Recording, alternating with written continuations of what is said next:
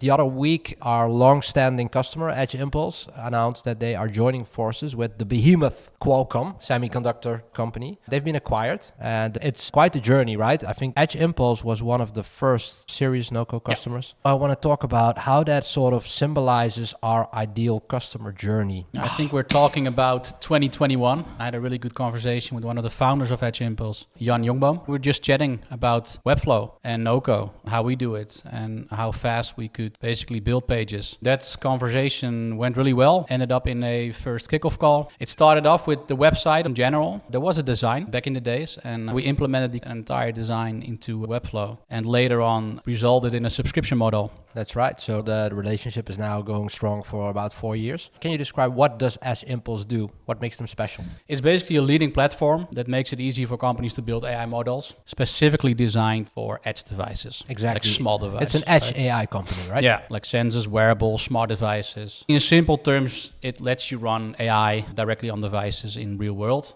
without needing to rely on the cloud. They do a really good job on it. They have a really large community. Yeah, it was a developer community, right? Yeah. That's one of their strong suits, I believe. They are also really active in sharing their knowledge. Like Jan is explaining how to build XYZ on a device in a YouTube video. So that's where they pretty much had a really big grow in. Were they already actively in their seed stage, collecting funding, or can you remember the phase that they were in back then? More high over, of course, but they went through a couple of funding rounds. What I do know is that resulted in more requests in our subscription models. Yeah. Because you can imagine if you have funding, you can build out your product, add new features, and if you add new features, you want to display that on the website. That's basically where we stepped in to make sure that these features are displayed on the website. Fast-paced updates, continuous updates. Making sure that the website looks good and feels good. It's always been a pleasure working together with them. Pretty much worked with a lot of people that led the website basically in terms of marketing. It was a really good output always, a really good collaboration so far. So, yeah.